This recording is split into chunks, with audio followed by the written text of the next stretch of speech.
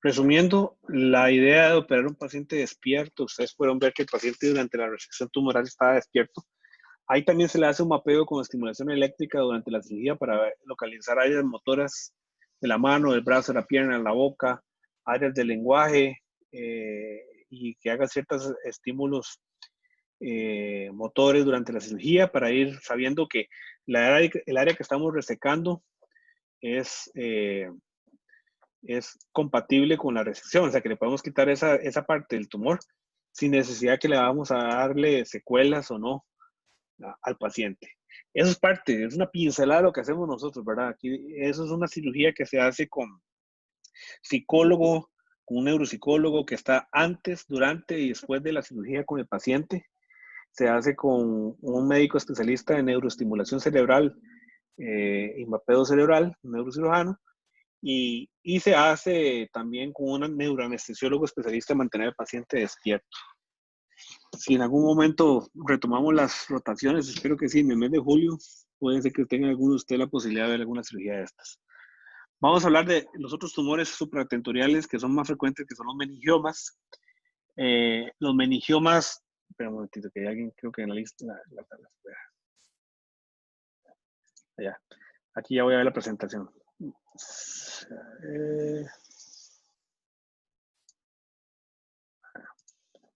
Si están viendo vamos a ver acá. A ver, que por aquí. ¿Sí ven la presentación? Sí, ¿verdad? Sí. Ok, listo. 3% de las autopsias en personas mayores de 60 años presentan el hallazgo de un meningioma intracraneal. Eso es interesante. Es uno de los tumores más frecuentes, pero no necesariamente los que generen síntomas. El problema es que cuando genera síntomas, generalmente lo hace porque ya alcanzan un tamaño considerable. Dura mucho tiempo en crecer, son benignos, pero ahora vamos a ver que por la ubicación que tienen son sumamente incómodos. Generalmente empiezan a suceder por encima de los 45 años y es un poquito más frecuente en mujeres. Lo principal que sucede con estos tumores es que se originan de las células aracnoideas, de las meningios cerebrales, y generan grandes masas tumorales que ahora vamos a ver que pueden alcanzar tamaños increíblemente grandes. Fue primeramente descrito por el padre de la neurocirugía moderna, el doctor Harvey Cushing, en la década de los 20. Él, en la década de los 20, con lo más limitado que usted se podrá imaginar, hizo un compendio de los meningiomas, donde él describía los sitios más frecuentes donde se localizaban, ¿verdad? Puede localizarse en la falx, en la convexidad, en el ala del fenoides, en el surco olfatorio, en la región celular, en la fosa posterior, en los ventrículos, en la vaina óptica. En fin, los meningiomas son esas lesiones bastante grandes que alcanzan tamaños importantes, que captan el medio contraste, y estas sí son masas extraxiales. Estas no son masas que se originan en el cerebro, son masas que se originan en las meninges, ¿verdad? Y empiezan a hacer importante efecto de masa. Esto es un caso que también me llegó, un caso de un paciente mío, donde empezó a tener mucho problema de concentración, problemas de lenguaje. El señor es un ingeniero bilingüe que tenía problemas para trabajar, no se concentraba bien, empezó a tener problemas para hablar en inglés, y le hicieron esta resonancia magnética a nivel privado y le encontraron ese gran meningioma de la convexidad, perdón, ese meningioma parasagital de la línea media. Este señor se llevó a sala de operaciones y se quitó. Ustedes pueden ver ahí en el TAC postoperatorio cómo se quitó por completo la lesión. Por dicha, como les digo, la lesión se considera benigna, pero el gran problema es el efecto de masa que hacía de la compresión sobre el cerebro. Se pueden ubicar en los lugares más incómodos que ustedes se pueden imaginar. Vean ustedes, este es un meningioma del surco olfatorio que se originó por debajo del cerebro, en la fosa anterior, por encima del nervio olfatorio, y hubo necesidad de llevarlo a la sala de operaciones, hacerle una craniotomía frontal y meterse por debajo del cerebro para poder resecar ese tumor.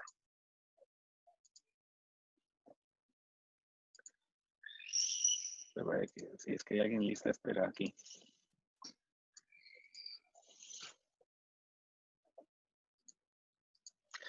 Pronóstico es bastante bueno. El tumor, si se llega a quitar completo, se llega a eliminar y se llega a curar. Pero, como les digo, el problema de esos tumores es cuando se ubica. Imagínense ustedes cerca del tallo cerebral, imagínense cerca ustedes de la fosa posterior. sea, estos tumores son sumamente incómodos, ingratos y no siempre se pueden resecar por completo, pero cuando se llegan a quitar por completo, al paciente le da bastante bien porque no vuelve a aparecer. Si el tumor se quita de manera incompleta, existe una alta probabilidad, conforme van pasando los años, de que el tumor vuelva. Y más de un 50% de los tumores a cabo de los 10 años ya ha alcanzado el tamaño que se tenía en el momento del diagnóstico. O sea, quitar un meningioma ahora puede ser que vaya muy bien, pero dentro de 10 años ese meningioma, si no se quitó por completo, ahí estará de nuevo. Vamos a hablar de los tumores de fosa posterior, y los tumores de fosa posterior me voy a concentrar nada más en este que se llama hemangioblastoma, porque yo creo que es el más representativo e importante de las fosas posteriores del cerebelo.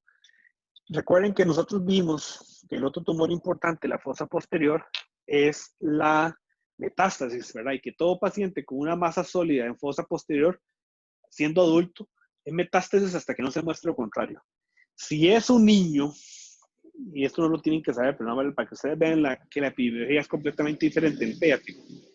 Los tumores de fosa posterior en niños son más frecuentemente, uno llamado medulloblastoma y el otro llamado ependimoma, pero ninguno de los dos lo vamos a ver ahora.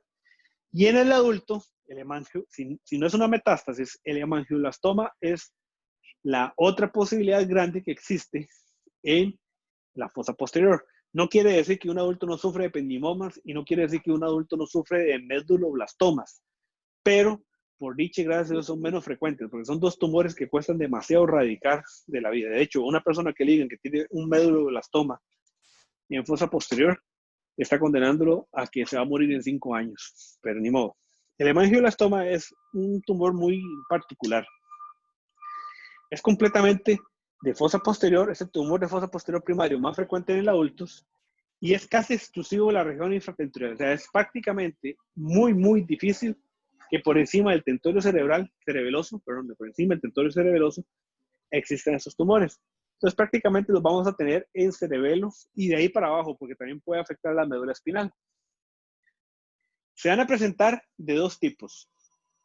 O son hemangioblastomas esporádicos, o sea, quiere decir que por X motivo en la vida, por guava en la vida y por desgracia en la lotería, esa persona se ganó un hemangioblastoma, se le formó un hemangioblastoma, es esporádico. Se operó el hemangioblastoma y nunca más volvió a aparecer el hemangioblastoma en su vida. Pero existe una enfermedad que se llama enfermedad de von Hippel-Lindau. Y ahora vamos a ver, es una facomatosis, es una enfermedad genética que tiene, por desgracia, la facilidad de producir hemangioblastomas a repetición, junto con otro montón de tumores que ahora vamos a ver, porque esto es un compendio de tumores. Una persona que padezca la enfermedad de von Hippel-Lindau es un compendio de tumores por todo lado. Ahora vamos a ver. Y dentro de esos tumores que se forman están los hemangioblastomas.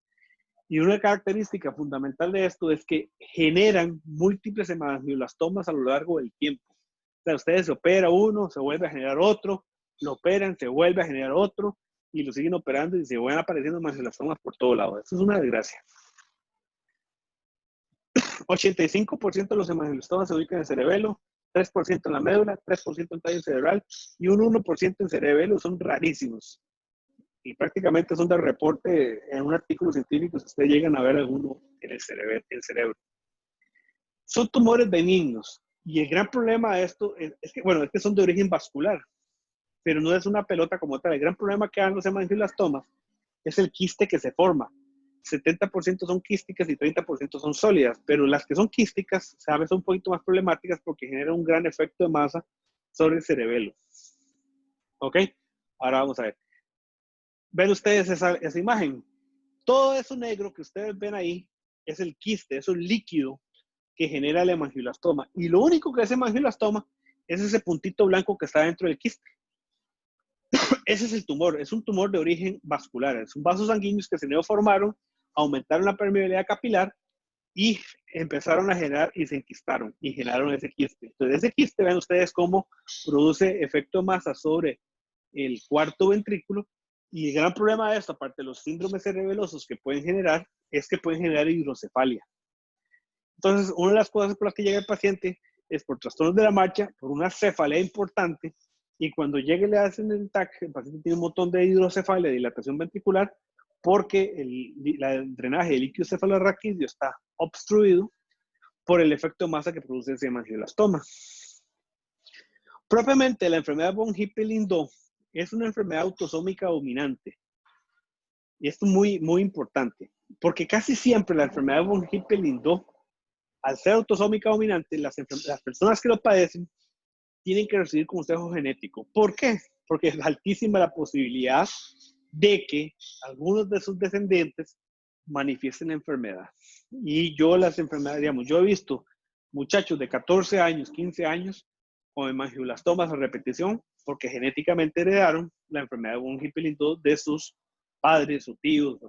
En alguna línea de sucesión lo van a heredar. Ténganlo por seguro. Esto casi siempre hay familia. Por dicha, gracias a Dios, es muy difícil no conocer que la familia ya venga con el problema. O sea, generalmente cuando un paciente debuta o viene a la consulta a nosotros y se diagnostica un hemangiolastoma, generalmente ya hay historia familiar de que la familia lo padece. Entonces ya saben. El problema es cuando no hay historia de nada o no conocen esa historia familiar genética. Entonces es importante estudiar al paciente para ver si tiene o no tiene la enfermedad. Por eso les decía, en el 97% de los casos, la gente conoce los antecedentes familiares.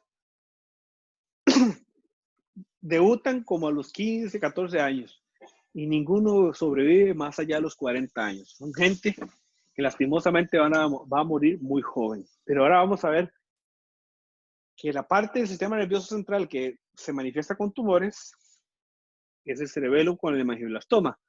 Pero es una enfermedad que se caracteriza por tener un montón de tumores.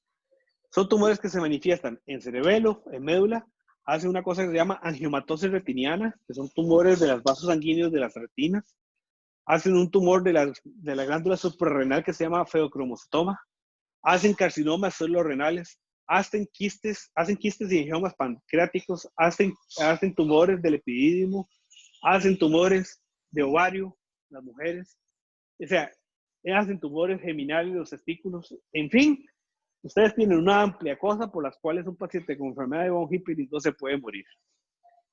Entonces, esa es la característica de esta enfermedad. La enfermedad se llama así porque Ernest von Hippel y Arvid Lindau describieron la enfermedad por separado. Lindau era un oftalmólogo sueco y von Hippel era un patólogo alemán que por separado cada uno dio sus aportes y se les dio la enfermedad de von Hippel-Lindau como acrónimo como nombre propio, como epónimo, para que se conociera esta enfermedad. ¿Cuándo investigar un hemangiolastoma? Cuando los hemangioblastomas son múltiples, cuando los hemangioblastomas son recurrentes, cuando los hemangiomas se ubican en la columna vertebral, aunque sí pueden suceder, pero es raro. Todo hemangiolastoma ubicado en la médula debería investigarse por enfermedad de von Hippel-Lindau y en pacientes muy jóvenes. Eso es lo que corresponde a la parte de tumor de fosa posterior propiamente hemangioblastomas y enfermedad de von Hippel-Lindau. No sé si tienen alguna duda, muchachos, en este momento. Doctor, yo tengo una duda con referente a lo que usted nos habló de las mutaciones. Solamente entonces tiene que ver, digamos, si la mutación es positiva con el pronóstico, pero no con el tratamiento. El tratamiento se sigue igual, nada más. Exactamente. Vamos a ver, no voy a adentrarme mucho en eso.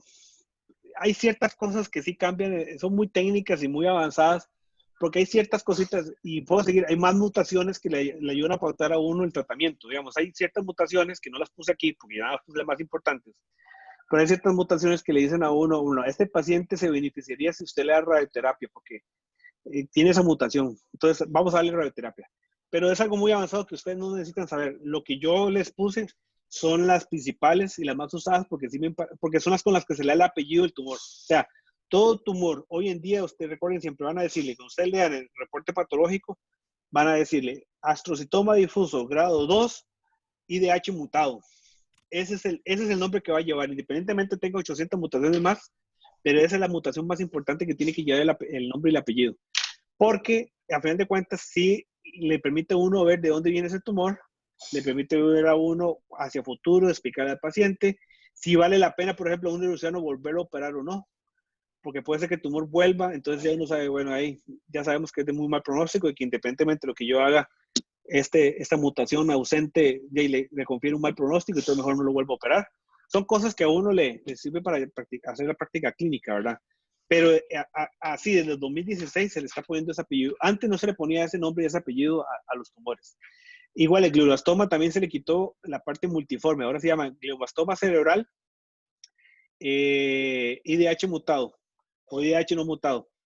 ¿Qué quiere decir eso? Que si es un glioblastoma IDH mutado, era que venía de un glioma bajo grado.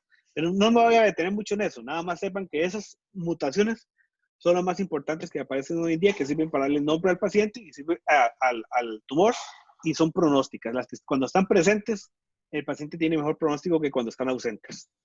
Perfecto, doctor, gracias. Listo. Vean, ahí la página, en el aula virtual, yo puse el link de la clase pasada que ya está en YouTube. Ahora cometí el error de no grabar la anterior, de los gliomas. Me acabo de dar cuenta. Pero esta sí la voy a subir ahora. Cualquier cosa yo voy a ver cómo hago para hacerle llegar a la coordinadora de ustedes la clase en PowerPoint, para que la tengan, la anterior, la de los gliomas. Pero ahí en la página del campus virtual ya está el link que los lleva a ustedes a la clase completa anterior. Ya yo se los envié, Doc. Ok, perfecto. La semana pasada que me pasaste el link de YouTube, ya yo se lo envié. Ok, perfecto. También está en la página por cualquier cosa y esta también la voy a subir ahora y apenas pueda se la mando a ustedes. Todavía no sé si puedo programar una clase mañana. ¿Cómo están ustedes en la mañana? Ya le digo.